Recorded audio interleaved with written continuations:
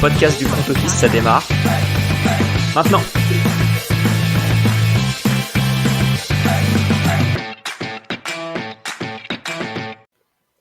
Salut à tous et bienvenue dans un épisode du Front Office. On continue les previews, la troisième. Et aujourd'hui, nous sommes encore en NFC West des 49ers. La NFC West est là en 3 grâce à eux. Et comme toujours, je suis avec Alex. Salut Alex. Salut Jérôme, salut à tous. Bon, on avance bien dans ces previews. C'est une bonne nouvelle puisque ça veut dire que la saison se rapproche. Et je sais pas ce que t'en penses, mais il y a quand même des équipes bien sympathiques ici, même si on est probablement dans une division qui va être bien coupée en deux. Ouais, voilà, exactement. Il y a deux équipes intéressantes. Et ensuite, il y a les Rams et les Cards. Tu spoil quasiment ton pronostic de vainqueur de division. T'aurais pu être sur un bounce back des Rams, mais visiblement, c'est pas le projet.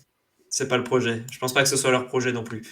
Non, mais en vrai, tu sais que les Rams et les Cards, ils ont aussi un gros intérêt. C'est que là, j'ai l'impression que la classe de draft 2024, elle est hallucinante de talent. Et mine de Les rien, Cardinals, ouais. Les ouais, Cardinals, ils n'ont aucun intérêt à gagner. De toute manière, déjà, même s'ils avaient intérêt, je pense qu'ils auraient du mal. Et ouais. on en parlera plus tard. Mais bon, les Cards, ils ont clairement moyen d'aller chercher le pick numéro 1 de la draft, que ce soit via leur pick de base, que ce soit via le pick des Texans, ou que ce soit en tradant les deux pour le premier. Oui, même s'ils feront jamais ça, je pense que si t'as 2 et 3, t'es très bien. Ouais. Donc il y a 2 gros QB visiblement annoncés. Si tu fais Ouais. QB Oui, plus c'était top fait. receveur, Ouais. chose Oui, c'est comme ça. possible.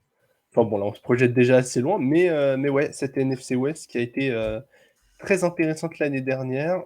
Je te propose qu'on attaque tout de suite avec l'équipe qui est allée le plus loin, les 49ers. Ouais, 49ers qui ont fait une énorme saison l'année dernière en 13-4, qui ont battu lors du Divisional Rounds non, en Wild Card. Oui, en Wild Card, ils ont battu les Seahawks. En Divisional, ils ont battu les Cowboys. Mm. Et en conférence, ils ont perdu contre les Eagles. Donc, finale de conférence de la part des Niners. Ils ont gagné leur division. Et maintenant, ils ont une cote vainqueur de division à 1,54. Ce qui est à noter au niveau du coaching, ils ont gardé toujours Kyle Shanahan qui fait le head coach plus le offensive coordinator. Ils ont perdu Demeco Ryans, leur defensive coordinator, qui est devenu le head coach des Titans. Des Texans. J'ai dit quoi? Des Titans. Ah non, des Texans, Enfin, ouais, bien sûr. on va garder Mike Vravel, ça me va pour Ouais, l'instant.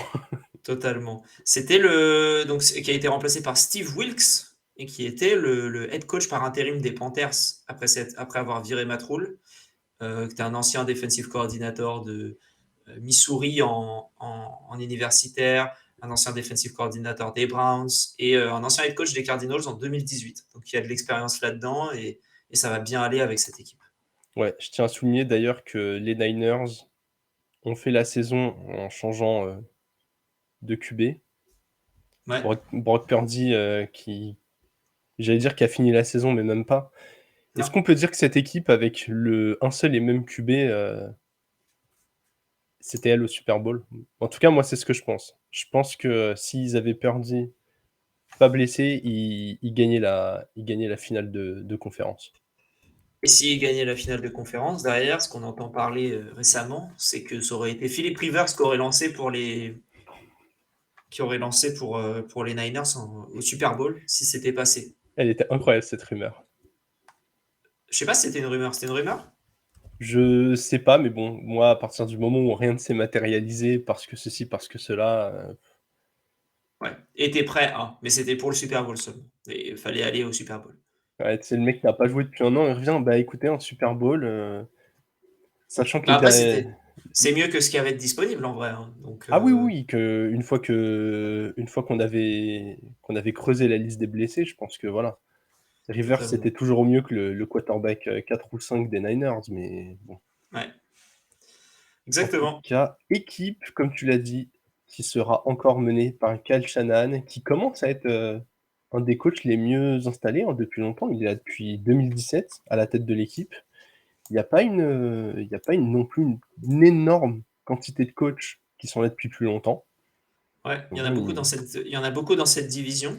Mais à part ça, c'est vrai que c'est assez. oui, C'est C'est assez calme sinon.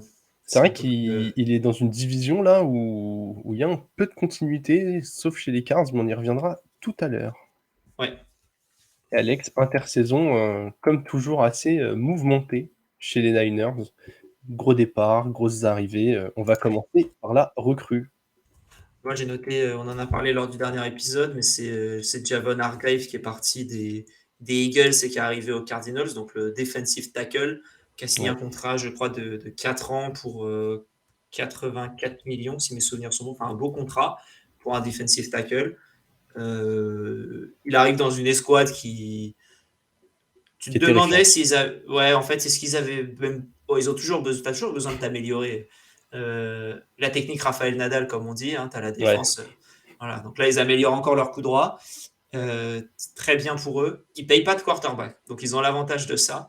C'est qu'ils peuvent s'enrichir sur d'autres postes, vu ils ont Brock Purdy qui coûte rien. Ils ont Trey Lance qui est en contrat rookie premier tour. Donc ça coûte un peu, mais c'est pas fabuleux. Enfin, c'est pas 35 millions, quoi. Ouais. Et Sam Darnold coûte rien non plus. Donc en fait, ils ont vraiment 3 QB pour le prix d'une moitié d'un.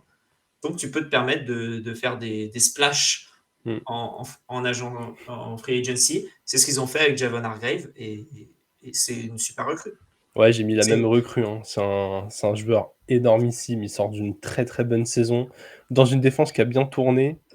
Là, on l'a dit, il y a eu changement de coordinateur défensif chez les Niners, mais quand on voit comment le système il est bien établi, les joueurs qu'il y a autour de lui, il y a pas de raison que ça fonctionne pas. Donc, on y va, quoi. et t'affaiblis un concurrent direct aussi. Ouais. T'affaiblis les Eagles en leur prenant du coup enfin, un de leurs meilleurs defensive tackles. Eux, ils se sont renforcés aussi. On en a parlé, ils ont remplacé à la draft, mais tout de même, il y a quand même pas mal de choses qui ont changé de leur côté. Ouais, ouais, ouais. Et écoute, au niveau, perte majeure, on a la même aussi. C'était assez limpide du côté des Niners. Offensive tackle, Mike McGlinchey qui a quitté l'équipe. Ouais, qui est parti à Denver pour le coup. Alors, pas autant un rival de conférence que les Eagles, mais tout de même, quand même qui va dans une équipe intéressante. C'est pas dans la même conférence du tout d'ailleurs, qu'est-ce que je Mmh. raconte. C'est ni dans la même div, Euh, ni dans la même conf et je pense que malheureusement pour les Broncos, on l'a dit lors de la première preview, mais je suis pas convaincu que les objectifs soient les mêmes. Ou peut-être que les objectifs sont les mêmes et que les résultats ne seront pas totalement les mêmes. ouais, mais bon, écoute, ouais, il est parti. Alors, j'ai peut-être raté le remplacement, mais en tout cas, je l'ai pas vu en free agency. Un remplacement d'un right tackle, ça c'est sûr. Donc, ouais, alors, j'ai peut-être raté quelque chose, donc je vais me taire et je vais aller vérifier. Non, non, mais enfin, il n'y a pas eu d'énormes signatures, en tout cas, sur le papier. Pas de nom aussi ronflant que le sien, dans ce qui est Ils ont pas, arrivé très clairement. et ils n'ont pas drafté de tackle dans leurs 5 premiers tours. Donc, Après, ils font confiance en ce qu'ils avaient déjà sur place. On l'a dit, la continuité, c'est toujours une bonne nouvelle. Les Niners, c'est quelque chose qu'ils arrivent à faire très, très bien. Ils ont des très bons joueurs, que ce soit pour protéger, quarterback ou ouvrir des brèches au running back, hein. George Kittle, c'est un des meilleurs bloqueurs parmi les Titans. Kyle Juszczyk en matière de fullback, c'est ce qui se fait de mieux dans la ligue. Trent Williams, c'est toujours un des meilleurs tackle gauche, donc on est quand même sur une ligne qui est sérieuse, mais voilà. Il y a cette perte, je pense qu'il fallait la souligner. C'est un joueur qui a été vraiment demandé sur le marché. Les Broncos avaient envie de renforcer leur ligne et je pense qu'ils l'ont bien réussi. Et malheureusement, pour les Niners, c'est quand même une grosse perte. Et c'est là que l'on arrive à la catégorie qui est très très intéressante chez les Niners, le joueur clé. Et je te laisse commencer puisque tu vas répondre à la question que tout le monde se pose. Sous le commandement de qui va mener l'attaque des Niners? Comment ça va se passer? Alex, éclaire-nous. ah non, j'ai aucune réponse. Mon joueur clé, ce sera le QB titulaire. Voilà. D'accord. Ok. Voilà. Je ne C'est... sais pas qui c'est. Je sais pas. Je sais pas. Peut-être Sam t'as- Darnold. Pour être Peut-être transparent, tu as n'importe mis qui. QB qui démarre à la week 1. Déjà, est-ce que tu penses qu'on aura le même QB toute la saison si Brock Purdy est prêt? Ah, si Brock Purdy est prêt, Ouais, si Brock Purdy est prêt. pour moi, les 3 QB, ils verront le terrain. Ok. Donc Trey Lance, Sam Darnold, Brock Purdy. Les trois verront le terrain. Je pense que dans l'ordre, ce sera Purdy, Darnold, Lance qui verront le terrain dans cet ordre-là, je pense. Et une vraie situation de galère, on va dire, dans cette équipe-là. Et s'ils arrivent à gérer le QB, ils seront bien. Mais il y a quand même un énorme chantier à ce niveau-là. Ouais. Ouais, totalement d'accord. Écoute, je me permets une take sur ton joueur clé. Je pense qu'une fois que Purdy aura vu le terrain, il ne le quittera plus. Juste parce Ouais, que, sauf s'il voit un beau Darnold, on a. défenseur devant lui, quoi. Et qui quittera le terrain. Non, mais voilà, je pense que malheureusement, Trey Lance, ils ont espéré longtemps, ils ont voulu rentabiliser tout ce qu'ils ont mis pour aller le chercher, mais j'ai un peu peur qu'il ait besoin d'un nouveau départ. Donc avant qu'on l'ait totalement enterré, tu vois, je le vois bien en candidat à se faire trader parce qu'il a un contrat pas cher dans une équipe qui verrait son QB se blesser pendant la saison. Il y en a toujours une.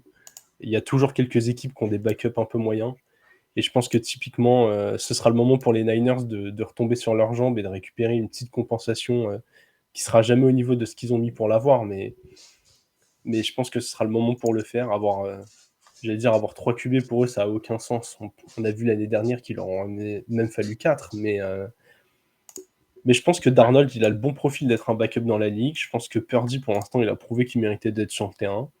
Il n'y a aucune raison quand Purdy sera en bonne santé que ce soit pas lui qui enchaîne les matchs, quoi. C'est vrai, c'est vrai. Il faut voir la santé. Ouais, c'est un peu la question chez les Niners. C'est souvent des questions de blessure, malheureusement, dans une équipe qui est très talentueuse. Écoute, mon joueur clé, ce sera un safety. Ce sera Tashon Gibson. Gibson avec un P, je le précise.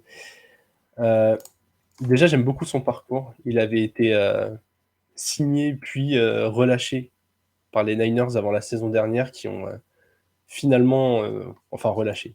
Il a été relâché pour être mis dans le practice squad et il a été promu dans le roster quand on a eu besoin de lui et il a fait une saison vraiment géniale. Déjà, il a joué tous les matchs, il a réussi 5 interceptions.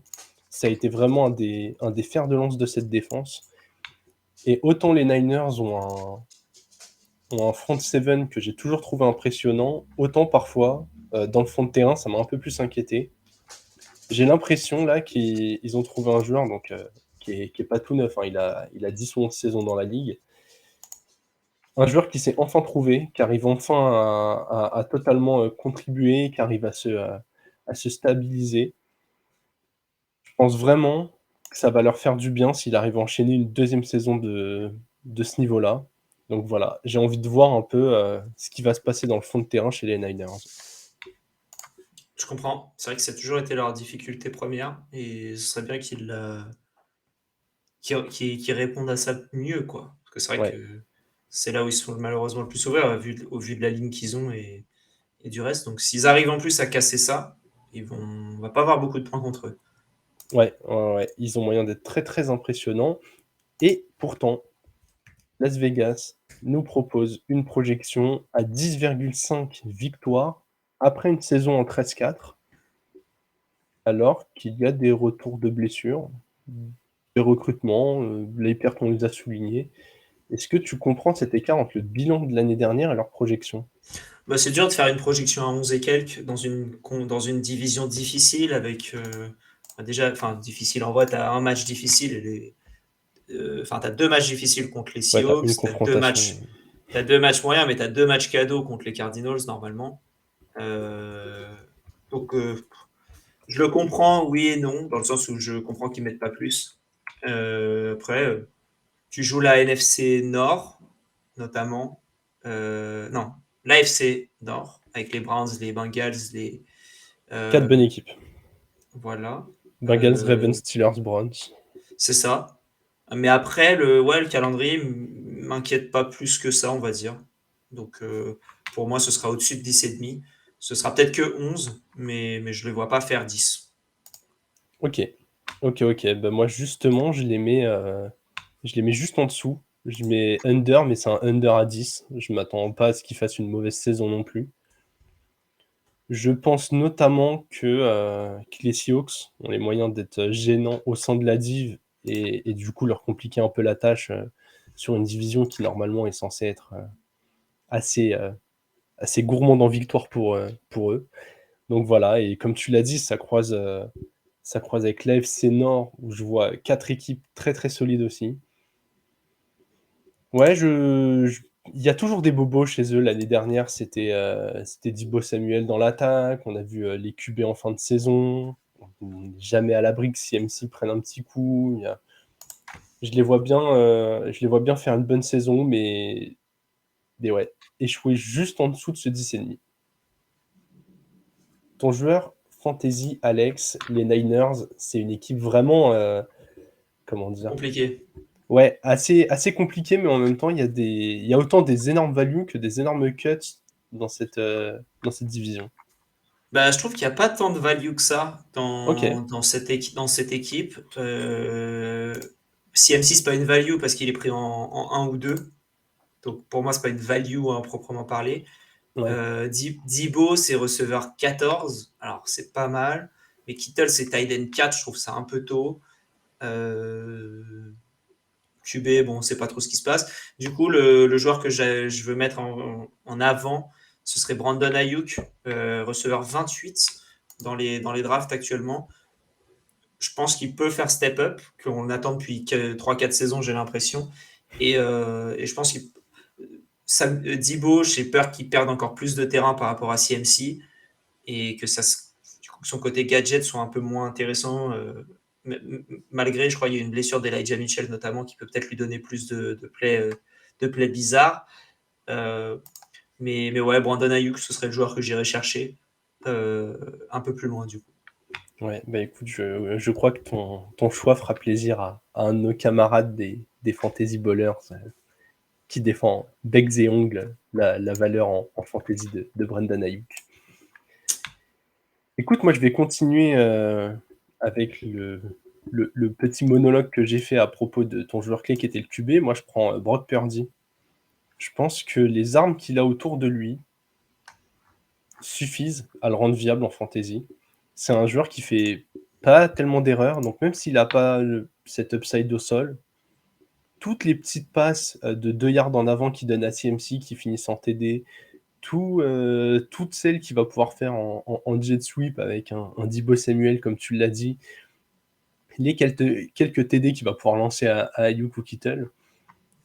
Vraiment, c'est un joueur il peut faire une saison là bien solidement attachée où il n'y a pas énorme d'interceptions et où du coup ça lui laisse un plancher où il buste jamais. Alors jamais il aura un plafond très très haut, mais je trouve qu'au prix où tu as un Brock Purdy vraiment en fond de draft des QB, je pense vraiment que tu t'évites les erreurs, tu t'évites un spew complet comme ça a pu arriver l'année dernière à des Russell Wilson, à des Aaron Rodgers. Je pense que ça, chez Purdy, on verra. Je pense pas qu'on verra un match de Purdy genre à 4 interceptions, quoi. Non, je Donc pense pas. voilà. Je pense pas. C'est Il sera blessé avant. Et du coup, tu seras très content de l'avoir pris en QB30 parce qu'il t'aura pas coûté cher et t'auras pas de regrets. Ouais, c'est pas faux. C'est pas faux. Alors que quand Patrick Mahomes va se blesser, non, je plaisante. Ouais, tais-toi, tais-toi. On va se prendre la communauté des Chiefs à dos. C'est bon. Non, non, non. On s'entend bien avec tout le monde, nous. On va enchaîner, Alex, avec les Seahawks. Seahawks qui ont fini deuxième la saison C'est dernière ça. dans cette division. Qu'on perdu la wild card contre les Niners dans un match qui avait plutôt démarré de manière serrée, je trouvais. Je Ouais. m'attendais à une plus grosse rouste et la rouste est arrivée uniquement en deuxième mi-temps. Ils ont fait 9-8. Ils ont été en playoff à la dernière journée. Ils ont une cote vainqueur de division à 2,95. Le coaching staff est le même depuis l'année dernière, où Pete Carroll est là depuis 2010, le offensive coordinator est là depuis 2021 et le defensive coordinator est là depuis 2022. Donc voilà, on continue, on garde les mêmes et on recommence. Ouais, ouais. Même s'il faut souligner chez Pete Carroll, beau renouvellement la saison dernière, on a trouvé. Hein, il était quand même, comment dire, un peu remis en question sur la fin de Russell Wilson. On se demandait s'il ne devait pas partir avec Wilson, s'il n'y avait pas un peu d'essoufflement. Et vraiment, la saison dernière, alors, il a été bien aidé par un Geno Smith qui a très bien joué et tout, mais assez impressionné de voir le rebond de ces Seahawks. Ouais. Et Alex, dans cette division, pour l'instant, on est quand même sur des joueurs très très solides au niveau des recrues. Je vais commencer cette fois, puisque j'étais agréablement heureux de voir Bobby Wagner revenir dans cette équipe. Je trouve que c'est une super belle histoire. J'adore agréablement heureux. Ouais, c'est du plus, tu vois. C'est si on jouait aux Sims, j'aurais 3 plus verts au-dessus de la 16. Moi, je suis rarement désagréablement heureux. Mais après, c'est toi qui Ouais, vois. Hein. j'étais à mi-chemin entre agréablement surpris et très très heureux. J'ai mélangé les deux. Hop. Allez, hop. J'ai un peu fumble mon vocabulaire et on arrive sur cette formule. Ouais, non, le retour de Bobby Wagner, qui allait voir ses stats, mais la saison dernière, il n'a pas fait du tourisme chez les Rams, très clairement. Ça a été le meilleur joueur du front seven, à mes yeux. C'est un joueur qui a marqué cette équipe, qui sait comment gagner en dehors des Seahawks, qui va pouvoir apporter encore autre chose. C'est un leader. L'année dernière, je pense que ce qui leur a manqué en playoff, c'est des cadres qui avaient cette habitude de gagner, de jouer des moments chauds. Comme tu l'as dit, le match contre les Niners, ils ont bien géré la première mi-temps. En deuxième mi-temps, quand ils ont commencé à se faire déborder, ils n'ont pas su fermer le robinet. Lui, c'est typiquement le type de joueur qui est capable de taper du poing sur la table et de faire les plays au bon moment. Je trouve que la valeur de cette recrue, elle est incroyable. En plus, il connaît la maison, il n'y aura pas de temps d'adaptation. Donc bon retour, monsieur Wagner. Yes. Moi, de mon côté, c'est Draymond Jones. J'en ai parlé lors du premier épisode, je crois. Ouais. De l'épisode sur les Broncos. Recrue majeure, je trouve, des Seahawks, parce que c'est un bon joueur, c'est un bon defensive end, ça va apporter une présence encore plus forte dans cette défense qui est déjà bonne. Et voilà, c'est cool. C'est un bon joueur. C'est dans une bonne équipe, une bonne défense. Il va apporter quelque chose un petit renouveau dans cette équipe. Il a 26 ans, donc le mec est jeune. Et puis voilà. T'as pas l'impression que les Broncos, à chaque fois qu'on fait un truc de div, bon, on est 4-3, hein, mais j'ai l'impression que les joueurs, soit ils vont chez les Broncos, soit ils viennent des Broncos. Genre les mecs, on les voit partout. Ça a beaucoup bougé. Et spoiler, la prochaine division, on parlera aussi des Broncos. Voilà. Ouais, on les aime beaucoup, nos amis de Denver. Alex, au niveau des pertes, je vais te laisser enchaîner, puisque tout simplement, j'ai pas réussi à dégager une perte majeure chez les Seahawks. Il y a eu des mouvements, mais j'ai pas trouvé un joueur qui avait pas réussi à être remplacé de façon efficace, quoi. Non, moi j'ai noté Shelby Harris, qui était vraiment le joueur qui est parti et qui a apporté une expérience du côté de ces Seahawks, qui venaient des Broncos. Donc je me disais qu'on était aussi obligé d'en parler. Et voilà, non mais vraiment, quand tu regardes les pertes majeures, on va dire à plus de 2-3 millions, en fait, il y a personne, quoi. Ouais. Il y a que lui. Il y a que lui. Après, tu as Travis Homer qui a signé 2 ans à Chicago, mais le reste. Ouais, totalement d'accord. Vraiment, Pas grand. je trouve que cette équipe, on l'a dit, coaching, ils ont réussi à rester stable. On voit que l'effectif s'est amélioré, puisqu'on a du mal à trouver des pertes et on trouve quand même des beaux recrutements. Il y a très clairement un up dans l'effectif de cette équipe. Ils ont perdu Noah Fent, mais ils l'utilisaient pas tant que ça. Ils utilisaient le tight end, ils utilisaient surtout Will Disley et Parkinson, qui avaient visiblement des mains sûres. je l'attendais, mais elle me fait rire quand même. Voilà, je savais que tu l'attendais. Non, mais voilà, c'est vrai qu'ils sont pas trop, ils ont pas trop perdu. Moi, c'est plus l'aspect, vestiaire, je pense, d'un Shelby Harris qui peut changer, mais c'est tout. Ouais, globalement, une très très bonne intersaison. Et Alex, dans cette équipe, il y a un paquet de joueurs intéressants. Qui as-tu choisi en joueur clé? J'ai choisi Tariq Woolen, le cornerback qui était dans la course pour le Defensive Rookie of the Year l'année dernière, qui a fait une super saison, qui est très surprenant, et j'ai envie de voir s'il confirme ou pas. C'était un peu la même chose que je disais pour, comment il s'appelle, non. Je ne l'ai pas noté là. C'était pour quelqu'un d'autre plus tard, peut-être. Mais c'était Jalen Hurts lors de l'épisode précédent. Voilà, voir la confirmation du joueur ou pas et voir ce qu'il vaut, parce que pour l'instant, c'est très bon. Et j'ai bien envie de voir si ça continue bien comme il faut ou pas. Ouais, ouais. L'année 2, on dit souvent que sur des joueurs qui ont surpris ou dépassé les espérances, la confirmation est presque plus dure que la découverte. Donc pareil, assez curieux de voir à quel point il peut maintenir ce niveau de performance, sachant que ouais, il était attendu moins haut que par exemple un Sauce Gardner ou une année plus tôt un Pat Surtain à son arrivée. Ah bah ça c'est sûr, le mec il a été drafté à la fin je crois dans le 5e tour, je crois, si mes souvenirs sont bons, alors que les autres c'était premier tour et des hauts premiers tours. Ouais, ouais, totalement d'accord avec toi. Écoute, moi je vais mettre le doigt encore une fois sur un safety, un joueur qui pourrait vraiment changer le visage de cette équipe s'il est sur le terrain, c'est Jamal Adams, qui n'a tout simplement pas joué de la saison dernière, hein. Il s'est blessé semaine 1 directement. Une très grosse blessure puisqu'il est, il est à peine de retour. On estime qu'il devrait être prêt normalement pour la semaine 1. En tout cas, ils le referont jouer que quand il sera à fond. Donc, il pourrait rater les 2-3 premières semaines et plutôt attendre octobre pour le faire jouer. On parle quand même d'un joueur, quand il est à 100%, c'est un des meilleurs safeties de toute la ligue. Ils étaient allés le chercher très très cher. Et quand on voit cette défense, tu l'as dit, hein, il y a Woolen, de l'autre côté, ils ont Witherspoon, il y a Quandre Diggs en free safety. Si lui, il peut être là aussi, on aura un fond de terrain aussi impressionnant que l'avant du terrain, qui est incroyable, avec Jordan Brooks, Bobby Wagner, Draymond Jones. On peut vraiment être sur une des meilleures défenses de la ligue. Combiné à cette attaque qui a normalement drafté, en tout cas sur le papier, le meilleur receveur de sa classe de draft. Ils arrivent à mettre tout bout à bout, les joueurs d'expérience, les jeunes, les confirmations.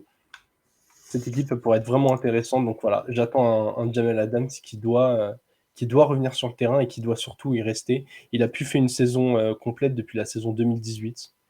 Il avait raté 2 matchs en 2019, 4 ou 5 matchs en 2020, pareil en 2021, toute la saison dernière.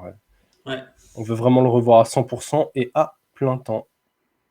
Alex, projection Las Vegas, 8,5.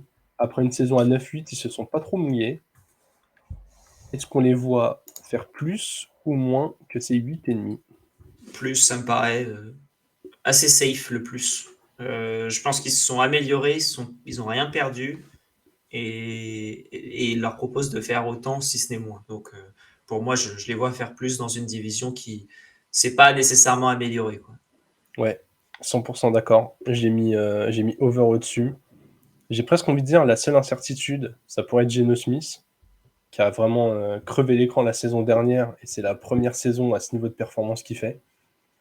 Mais j'ai envie de croire que, un peu à l'image d'un Tannehill quand il est arrivé chez les Titans, il a juste trouvé le bon endroit au bon moment et que ça va fonctionner.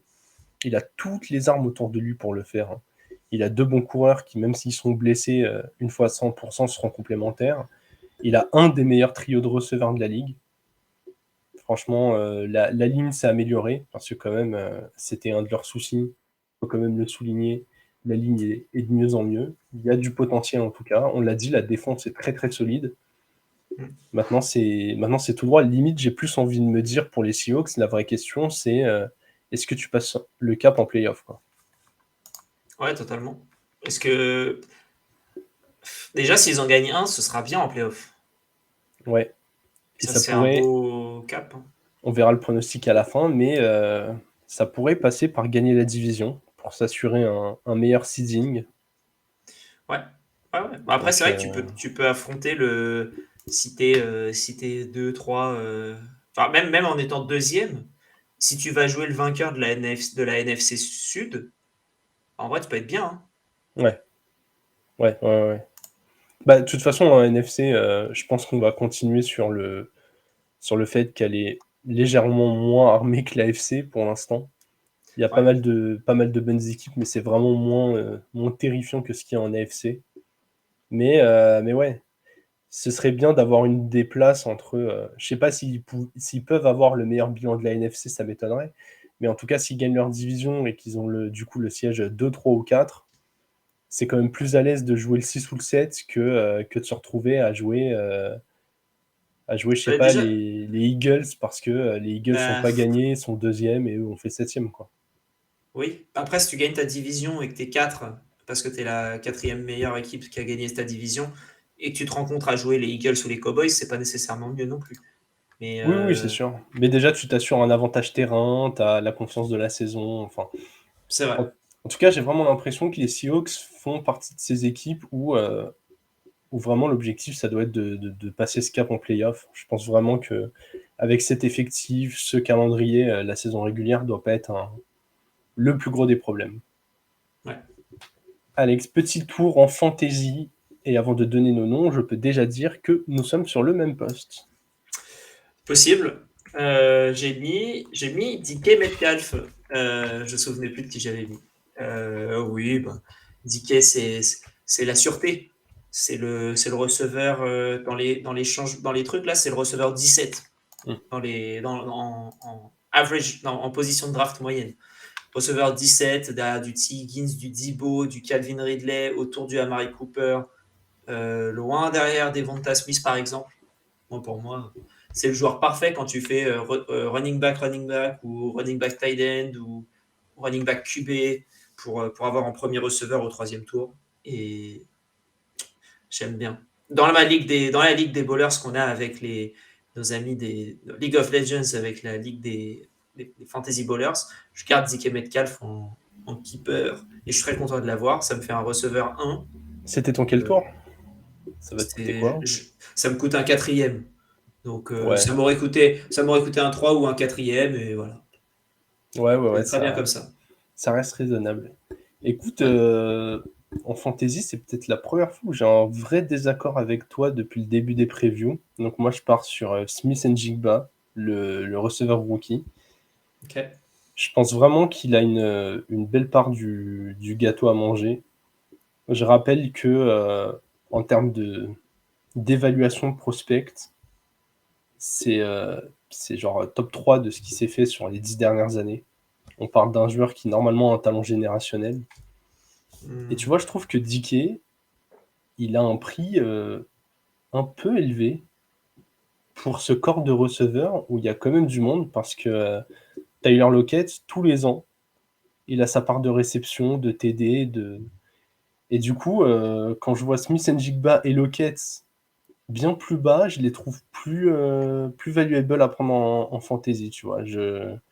J'avoue que Metcalf, moi, c'est plus un joueur que j'ai envie d'éviter cette saison. Bah pour moi, en fait, Smith Njigba et Lockett vont se battre pour la même chose tout au long de l'année.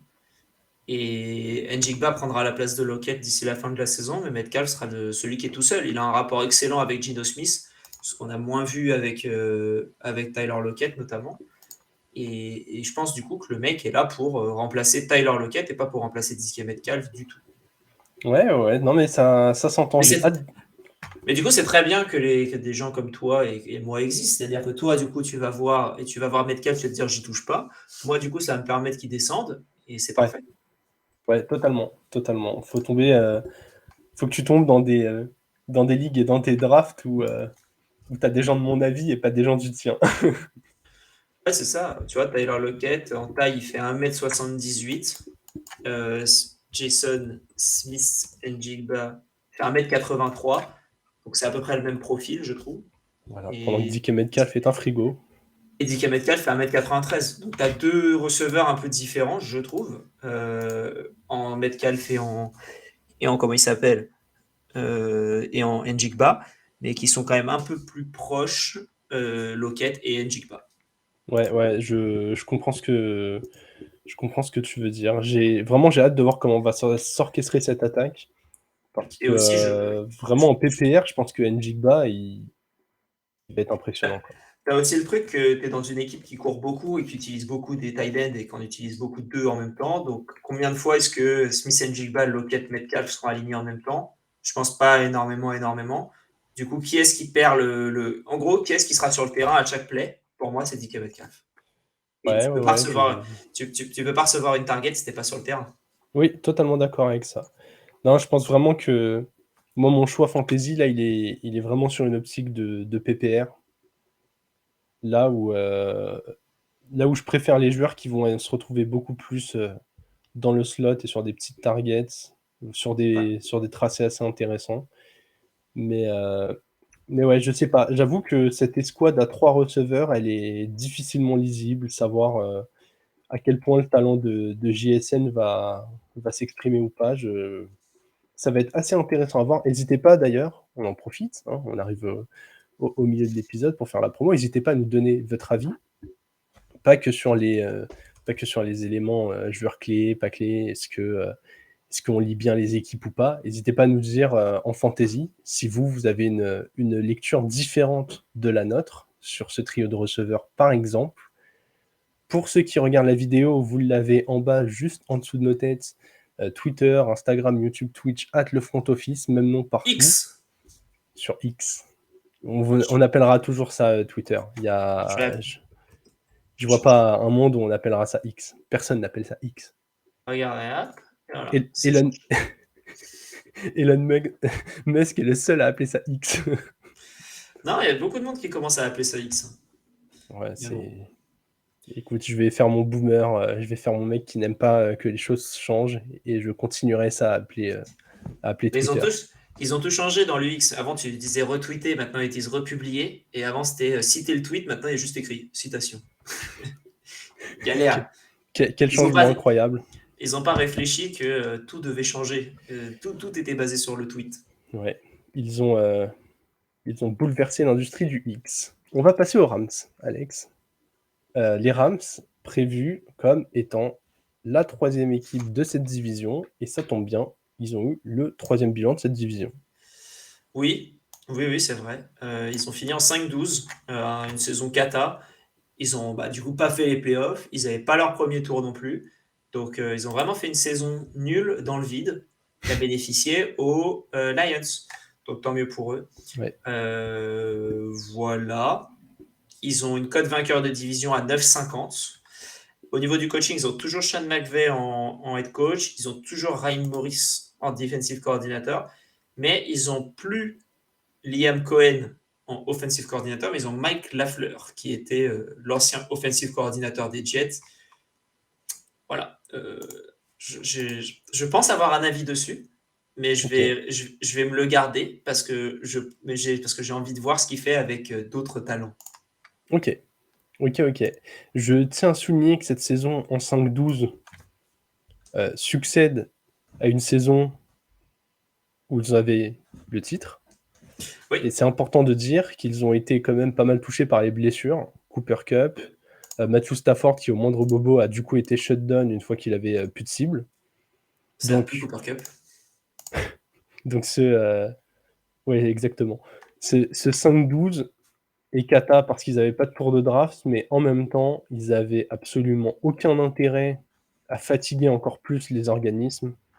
Ils ont pu limite faire tourner, tester ce qu'ils avaient dans le roster, voir est-ce que tel talent ou pas va pouvoir confirmer dans la ligue.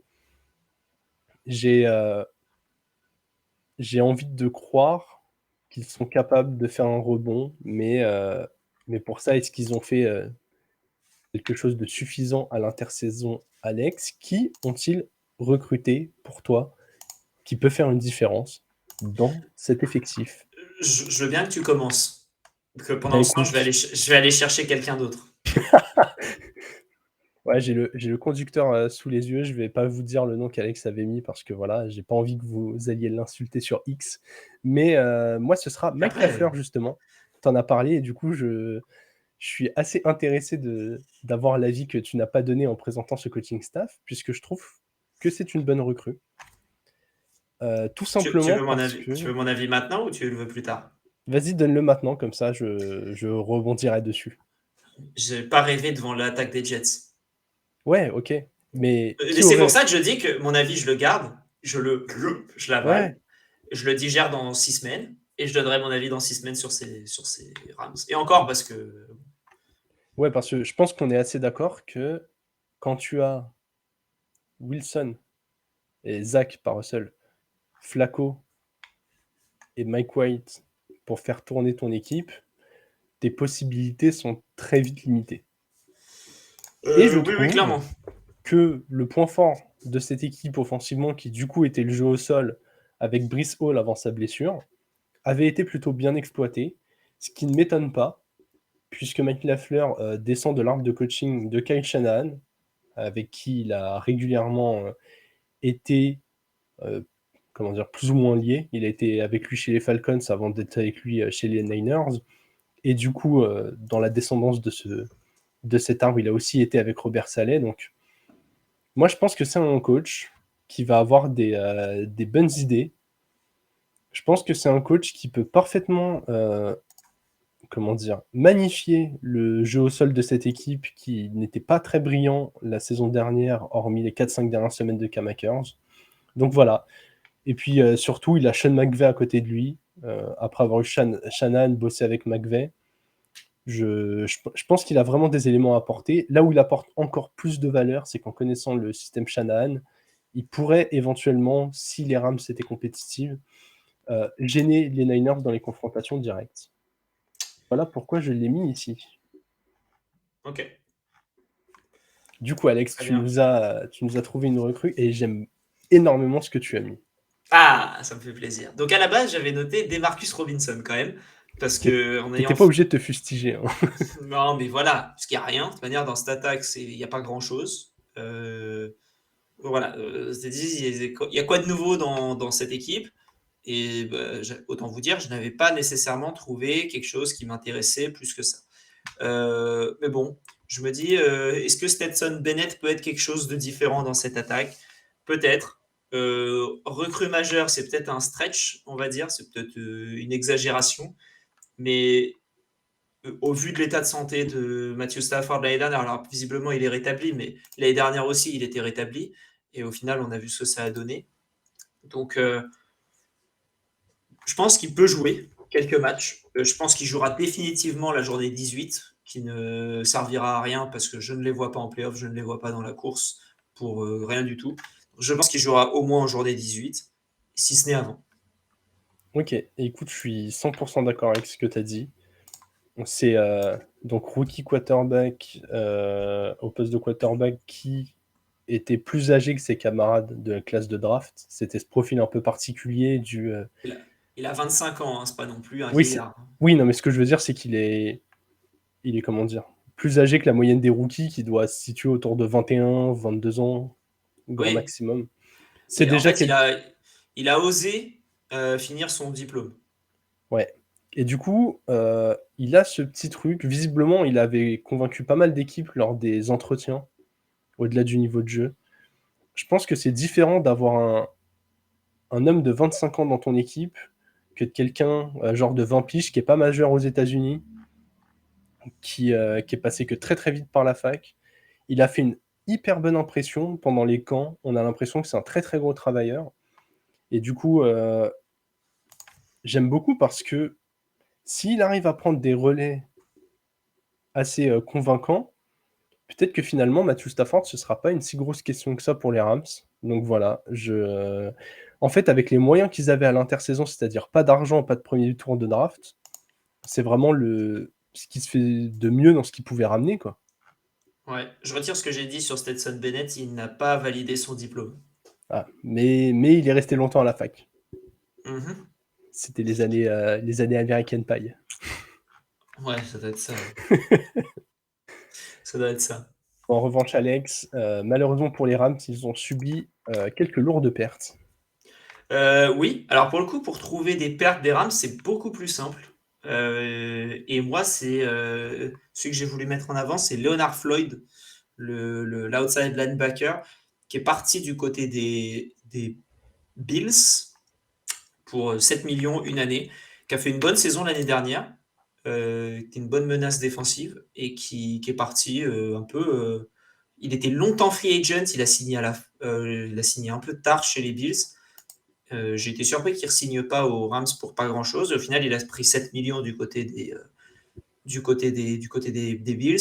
C'est top. Juste avant d'aller sur le tien, il y a une autre recrue, enfin une autre perte que je voulais souligner, c'est Matt Gay en kicker, qui Ouais. est parti du côté des Colts et qui est parti pour un énorme salaire de 22 millions sur 4 ans, avec 13 millions garantis. Enfin, c'est quand même beaucoup.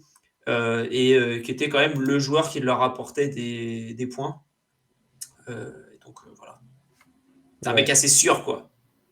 Ouais, non, c'est sûr. Hein. Je pense que la saison dernière, il faisait partie des bons kickers, en tout cas des kickers assez fiables pour avoir envie de le garder ou de lui donner un contrat long, comme ce qu'ont fait les Colts.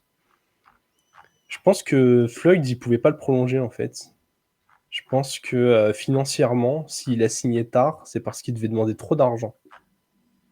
J'ai pas tous les détails Oui, c'est ni possible. contractuels ni avec son agent, mais pour signer que 1 an, 7 millions, après une saison où quand même Floyd c'est un bon joueur, mais il profite aussi d'un système défensif où voilà, autour de lui, quand tu as Aaron Donald et Bobby Wagner qui sont très surveillés, tu as un peu plus d'ouverture. Oui, clairement. Et je pense qu'il pourra reproduire ça dans la bonne défense des Bills. Ma perte, j'en ai parlé tout à l'heure en recrue majeur des Seahawks, Bobby Wagner, justement, qui a fait une saison vraiment bonne la saison dernière.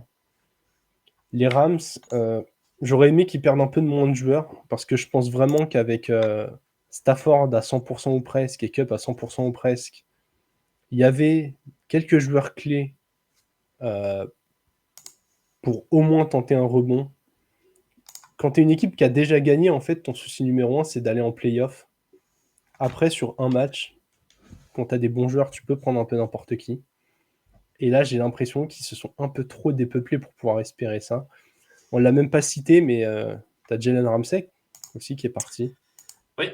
Dans un trade totalement. chez les Dolphins. Donc voilà, on a cité un peu plus de noms que d'habitude, mais c'est aussi pour souligner à quel point les Rams... Du coup, je peux mettre Hunter Long en recrue majeure, le tight end qui venait des Dolphins, ou non? Je crois que ça va aller.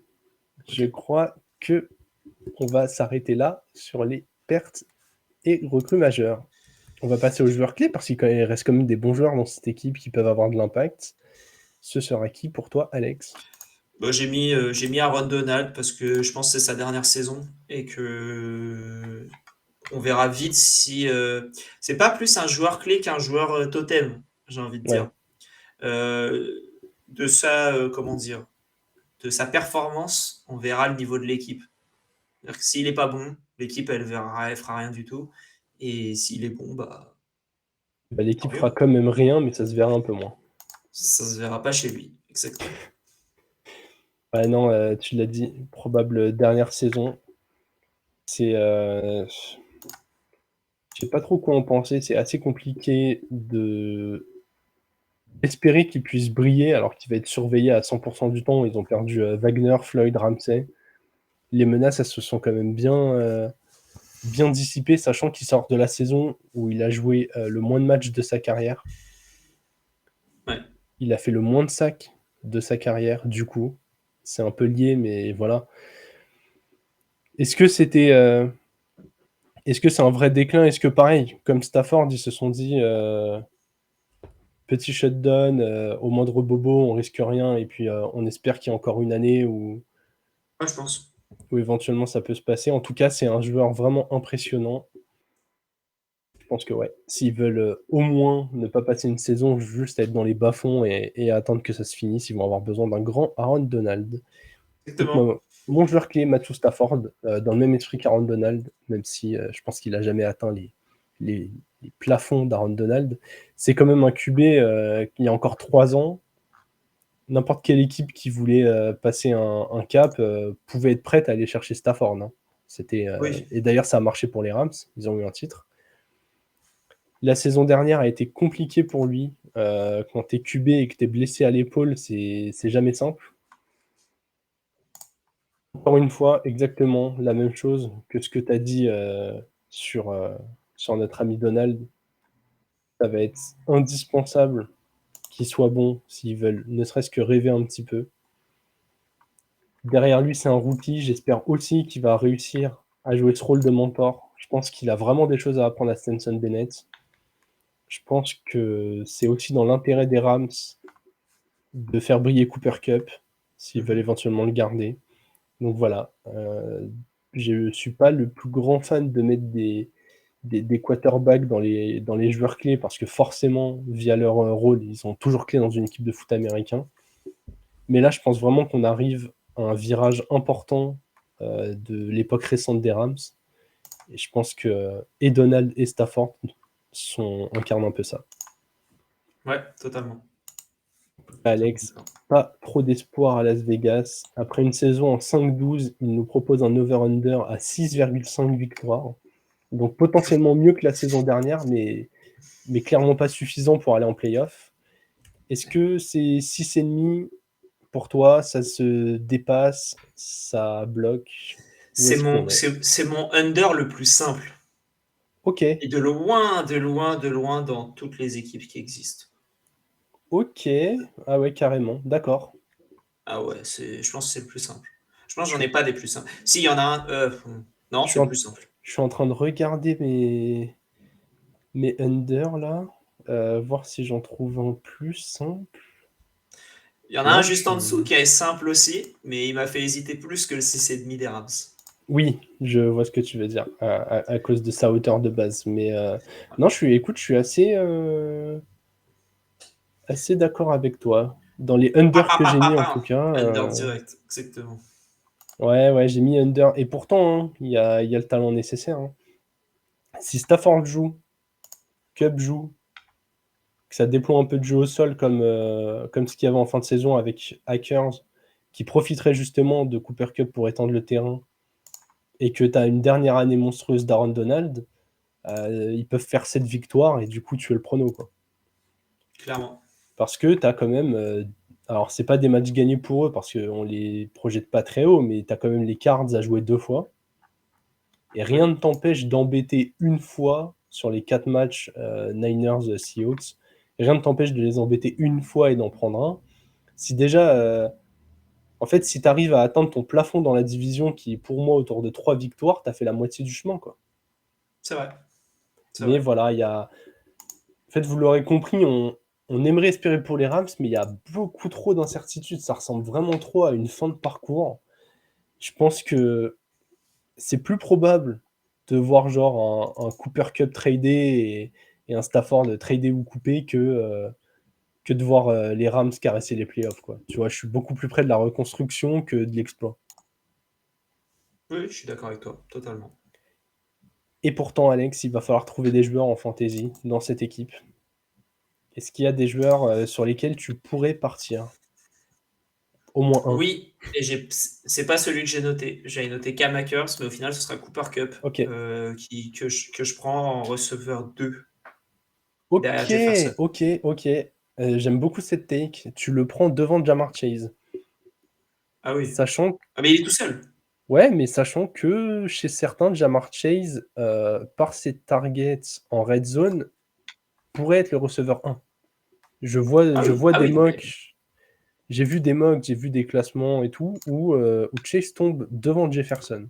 Donc c'est hyper intéressant j'ai- de le donner receveur 2.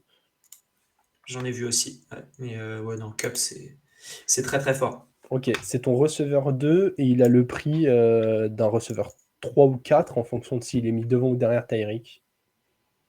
C'est ça. Ouais, Donc une value. Ça fonctionne. une value. Exactement. Écoute, je reste sur le même poste que toi. C'est un de mes chouchous. J'en avais parlé autour de la draft. C'est celui qui, pour moi, pourrait à terme être le receveur 2 de l'équipe. Puka Nakua. Euh, Franchement, quand tu vois ce qu'il y a derrière Cooper Cup, c'est-à-dire rien, Van Jefferson, qui a jamais fait des grosses saisons, Skoronek, je pense que très clairement, on n'est pas sur le niveau d'un receveur 2. De Marcus Robinson qui est venu, pareil, qui change d'équipe quasiment tous les ans parce que on sait très bien que c'est ultra plafonné. Et là, on parle d'un joueur qui était quand même talentueux à la fac. J'aime beaucoup le profil. Visiblement, pendant les camps, il a été pas si mauvais que ça. Je pense que tu vois, si on est sur une équipe qui va être beaucoup menée, qui va lancer. En fait, si Stafford reste au contrôle de cette équipe, on aura un top 10 en volume de passes tentées. Et du coup, il y a un receveur qui va émerger. Si Nakua, il est receveur 2 ou 3 d'une équipe top 10 en nombre de passes, je pense que son volume suffira largement à payer son prix qui, genre qui est abyssalement bas. Là, on parle d'un joueur que vous prenez vraiment très profond. Hein. C'est au moins, Ah, c'est fin de draft, c'est pas drafté. C'est pas drafté. ouais, ou toute fin de draft si vraiment vous y croyez aussi, mais là, on est clairement sur du 12 équipes et 18 tours, quoi, des bancs un peu profonds. Oui, mais je pense qu'il est pas drafté. Donc c'est très bien. Voilà, et ben écoute, je ne sais pas à quel point je serai engagé dans des ligues profondes cette année, mais clairement, je pense que parmi les receveurs rookies, il va m'intéresser plus que certains joueurs qu'on voit plus haut, tu vois, genre, je donne un nom comme ça, je veux pas faire de shame envers une équipe, mais Jonathan Mingo, chez les Panthers, me paraît vachement haut pour son QB et le profil de l'équipe, par exemple. Ouais. Ouais, c'est juste que Mingo peut être receveur 1, quoi. Ouais, C'est ça mais il peut le aussi être truc. receveur 3 d'une équipe qui a un QB rookie et qui court beaucoup. Tu vois, on ne sait pas encore. Oui, c'est vrai. Comme Ah Nakua oui, peut être le receveur 8 d'une équipe qui court beaucoup avec un rookie QB. mais du coup, je préfère que ce soit mon dernier tour de draft ou un non drafté Ah oui, oui, bien sûr. que potentiellement un Mingo qu'il faudra peut-être drafter, tu vois, en fonction de la profondeur des Je ligues. vois. Dernière équipe de Ok. la div, Alex, les Cardinals. Dernière équipe dans tous les sens du terme, malheureusement pour eux. Oui. Oui, oui. Tous, non? Enfin, Ils ont dans eu la div, ouais, quoi. ils ont pas eu le premier. Dans la div, exactement. Ils ont fait un bilan de 4-13. Ils ont une cote vainqueur de division à 24, mais ils ont fait le meilleur move de l'off-season en dégageant Cliff Kingsbury. Euh, Voilà, donc ça, je suis content. Et ils ont remplacé Kingsbury par Jonathan Gannon, qui était le defensive coordinator des Eagles. Ils ont remplacé Kingsbury en tant que offensive coordinator par Drew Petzing, qui est l'ancien QB coach des Browns.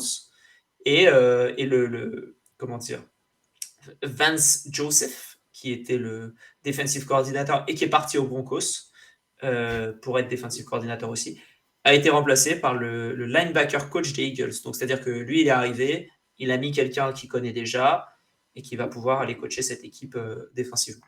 Ouais. Et je pense qu'il va y avoir du boulot dans cette équipe, surtout que Kyler Murray pourrait rater, selon les sources et l'avancée de ses blessures, entre 4, 6, 8 semaines, grand maximum, visiblement, de cette saison. C'est un sujet dont on avait déjà un peu débattu, mais en fonction de comment va tourner la saison, moi je suis pas totalement sûr qu'ils vont le faire jouer. Après, c'est un avis là qui est vraiment personnel, mais quand je vois le désert qu'il y a dans cette équipe, je Oh, c'est marrant. j'y vois pas d'intérêt. Le désert à Phoenix. Ouais, c'était pas fait exprès, mais oui, oui, visiblement, ça va pas être le désert qu'au niveau climatique. En tout cas, Je Alex, vois. ils ont quand même bougé à l'intersaison. Hein. Il a fallu, pas le choix. Et du coup, il a fallu qu'on leur trouve des recrues majeures. Ouais, moi c'est Jonathan Gannon, c'est leur coach. Et je pense pas que ce soit le meilleur head coach possible qu'ils auraient pu avoir. Je suis pas, enfin, on verra ce qu'il vaut. On verra. Je ne l'ai jamais vu head coach, donc je ne sais pas. Ouais. Mais Mais ça partait tellement comment bas avec Kingsbury. voilà, rien que le fait de le Mm. dégager, même après l'avoir prolongé l'intersaison dernière, c'est bien. Tant mieux. Et on verra du coup ce que ça peut donner cette équipe. Le fait de changer tout le coaching staff, c'est pas mal. On a vu des belles choses de la part de Jacoby Brissett l'année dernière, du côté des Browns notamment, qui l'entraînait. Il entraînait les QB.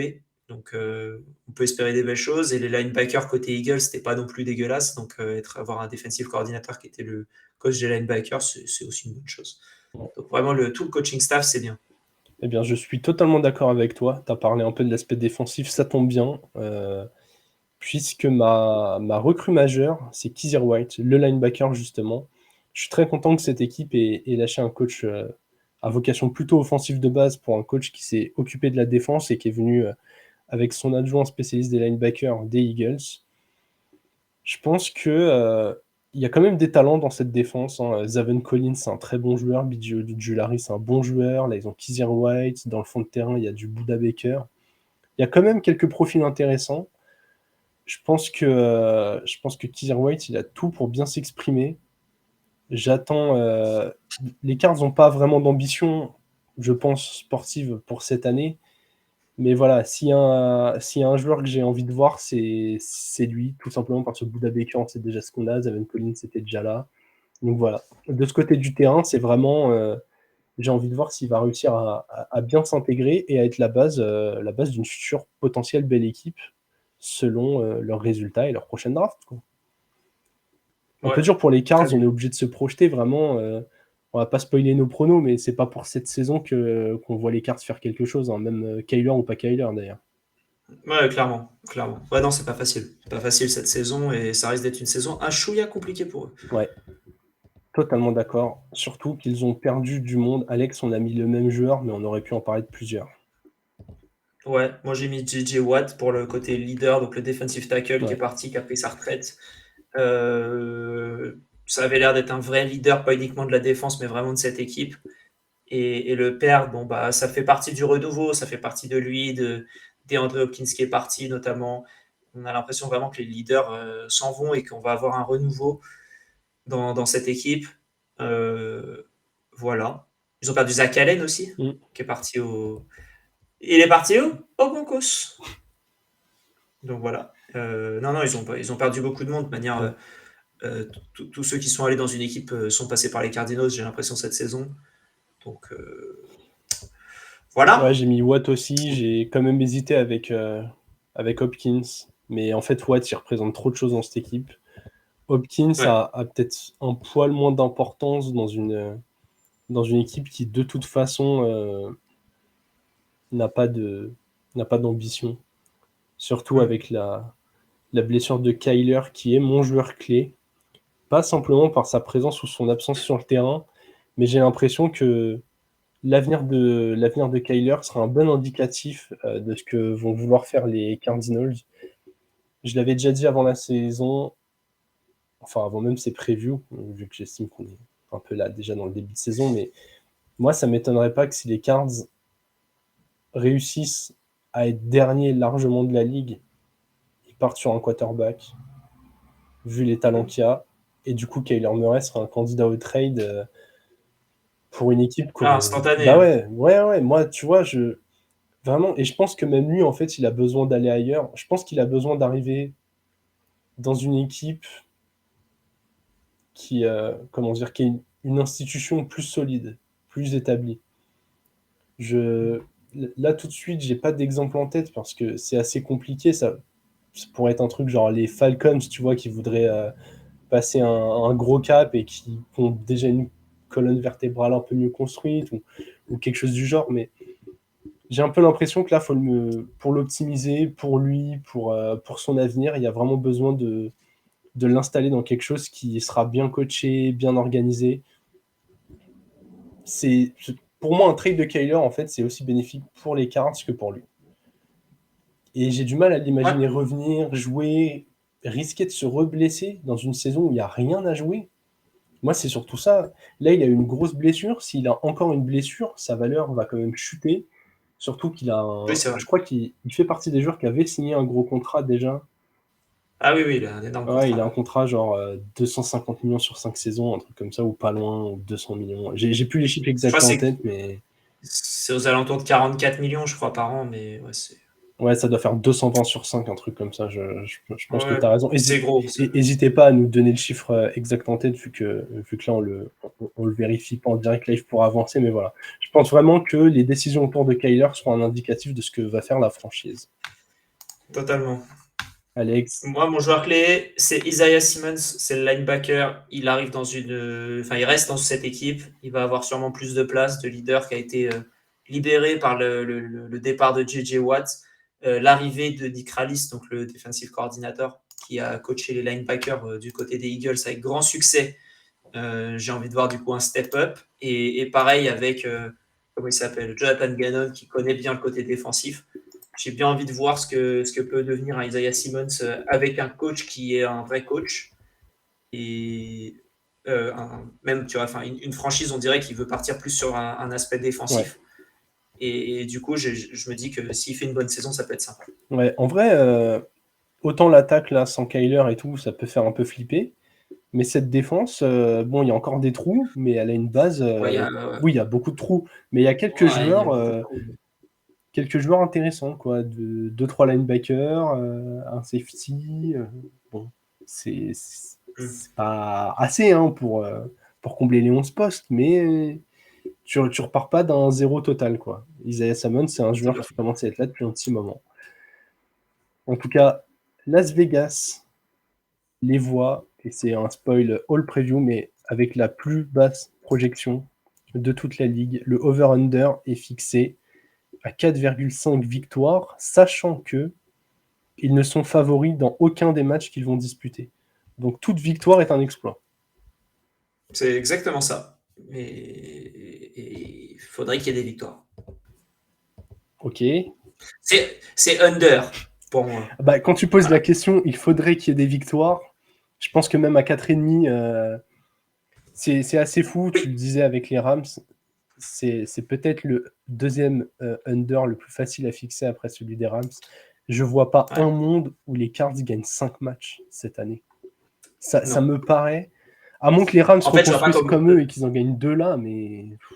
Non, mais je vois pas comment les Cardinals font une meilleure saison cette année que la saison dernière. Et à partir de là, ils peuvent pas faire 5 victoires. Ouais. Du coup, ils ont fait 4 l'année dernière. Déjà, je les vois pas faire une aussi bonne, entre guillemets, saison. Donc voilà.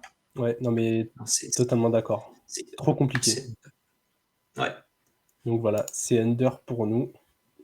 Alex, fantasy quand même, encore une fois. On n'a pas trop le choix, faut aller piocher au moins un joueur. Sur quoi est-ce que tu pars? Et bah écoute, ce sera James Conner. Parce que c'est running back 21. Il est 24 sur Sleeper notamment. En fait, c'est pas mal pour ton running back 2. Il aura des portées, il est tout seul. Tous ceux qui viennent à côté de lui se pètent. Il y avait, je crois, c'est Ino Benjamin qui s'est complètement cassé. Donc il y a vraiment, je ne sais même pas s'il y a quelqu'un d'autre que lui dans cette équipe. Quand je regarde là, ouais, c'est Keontae Ingram, Corey Clement apparemment qui a signé, je ne sais pas. Donc non, il n'y a personne. Et donc voilà. Foncez sur James Conner, il est tout seul. On a vu des équipes qui étaient catastrophiques et qui ont réussi à avoir des bonnes valeurs. James Robinson avec les Jaguars avant qu'il draft Trevor Lawrence. Damian Pierce l'année dernière du côté des Texans. Dès que tu es tout seul dans une franchise kata et que tu es le centre de l'attaque, en fait, tu peux être bien. En plus, on l'avait dit quand on avait fait un peu nos joueurs parfaits sur les différents postes, mais James Conner est un des meilleurs bloqueurs au poste de running back. Donc ça le laisse sur le terrain. Exactement. Si Kyler Murray joue pas et que c'est un quarterback moins expérimenté, il aura ses 2-3 targets par match qui du coup seront 2-3 réceptions et les quelques yards qui vont avec. Et même s'ils sont menés au score, il arrivera bien à faire une douzaine, une petite quinzaine de portées. Si de temps en temps ça marque un TD ou ça fait un gros play, vous pouvez avoir un joueur à 12, 13 points facilement toutes les semaines, juste par sa présence sur le terrain, quoi. Après, oui, malheureusement, il aura peut-être moins de ballons en goal line que certains autres joueurs. Ça, vu qu'ils arriveront moins souvent en goal line. Sauf... C'est le risque. Sauf si mon joueur fantasy prend un relais magnifique de Kyler Murray. S'il joue déjà, mais j'ai envie de le tenter. Clayton Tune, quarterback, pareil, rookie. Là, encore une fois, c'est du très, très, très deep. C'est le genre de choix que vous faites plutôt en dynastie, j'allais dire, éventuellement. Et oui, normalement, vous n'avez pas à le drafter. C'est même plus un joueur de waiver si on apprend que Kyler Murray ne joue pas. Encore que, je rappelle, en fantasy, il y a aussi quelque chose de très, très important. Le but, c'est pas d'avoir juste une bonne équipe, la plus complète, sur toute la saison. Le but, c'est de gagner vos match-ups semaine après semaine. J'ai plus le calendrier des cartes en tête, mais si semaine 1, on vous dit que Clayton Tune joue et que vous pouvez l'avoir, que ce soit via waiver ou votre dernier pick de draft, et qu'il fait un bon match, il a l'upside au sol, c'est ce qui m'intéresse chez un quarterback rookie. Visiblement, à la fac, c'était un bon joueur. Je ne l'ai jamais vu jouer, donc c'est seulement les échos que j'ai eus, des camps d'entraînement, des lectures de rapports d'avant-draft. Mais voilà, avant même la draft, je trouvais son profil intéressant. Je me demandais qui allait se positionner sur lui. Et puis ouais, c'était aussi un moyen de souligner que la fantasy, c'est un jeu où il faut gagner semaine après semaine. Et que s'il peut avoir les 4 ou 6 premières semaines, j'ai envie de dire pourquoi pas. Pourquoi pas? C'est pas vraiment, c'est aussi par défaut dans cette équipe. J'ai pas envie d'aller sur des receveurs qui n'ont potentiellement pas de quarterback. Mm. Limite, est-ce que la value, c'est pas Kyler Murray qui reviendrait plus vite, qui au final joue, mais Si, c'est la valeur. La valeur, elle est là dans cette équipe. C'est Kyler Murray. Aujourd'hui, Kyler Murray, quand tu vas sur différents sites, il tombe en QB 24. Mais quand il jouera, il sera loin d'être QB 24. Il sera QB 10 maximum, je et pense. même s'il est QB 16 en faisant un peu nimp parce qu'il y a des interceptions, parce qu'il court dans tous les sens ou machin, QB 16, voilà, c'est bordure QB 1, donc sur une Liga 12, Ouais. pas si loin, donc.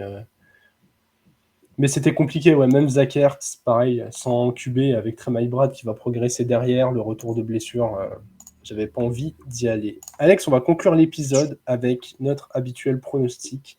Selon toi, qui va gagner la NFC West? Les Niners. C'est pas ouais, assez simple, on va dire, pour moi. Ok. Mais voilà, c'est mon idée. Eh bien, c'est la première division où nous n'avons pas le même vainqueur. J'attends Ouais. les Seahawks. En fait, je pense que les deux équipes finiront à 10 victoires. Et je pense Ok. que les Seahawks auront du coup un meilleur bilan dans la division et que ça les mettra devant. Ok. Vraiment, voilà, j'attends une progression des Seahawks, très très légère régression de victoire des Niners en saison régulière. Et puis comme je l'ai dit, je pense que là, les Seahawks vont beaucoup plus pousser que les Niners en saison régulière, qui eux ne prendront pas de risque si Debo a un petit bobo, si un QB a un bobo, si McCaffrey a un bobo. Donc voilà. Je pense vraiment que ça peut suffire à rééquilibrer la balance. Ok.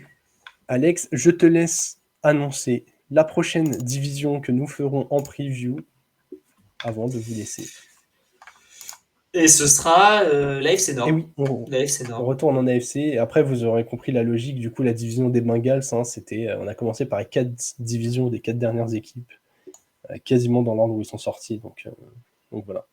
C'est ça. Ensuite, ce sera des équipes qui sont sorties en division et ensuite des équipes qui sont sorties en wildcard. Exactement. Vous pouvez du coup deviner notre calendrier.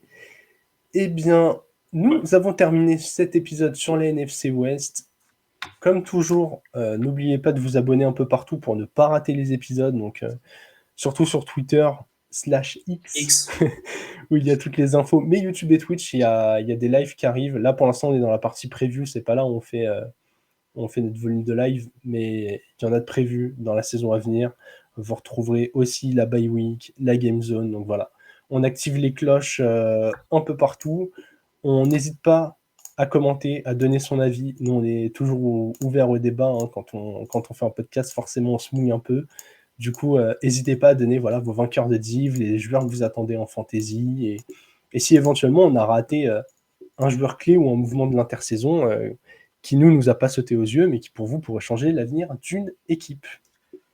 Exactement. Foncez. Envoyez-nous des messages.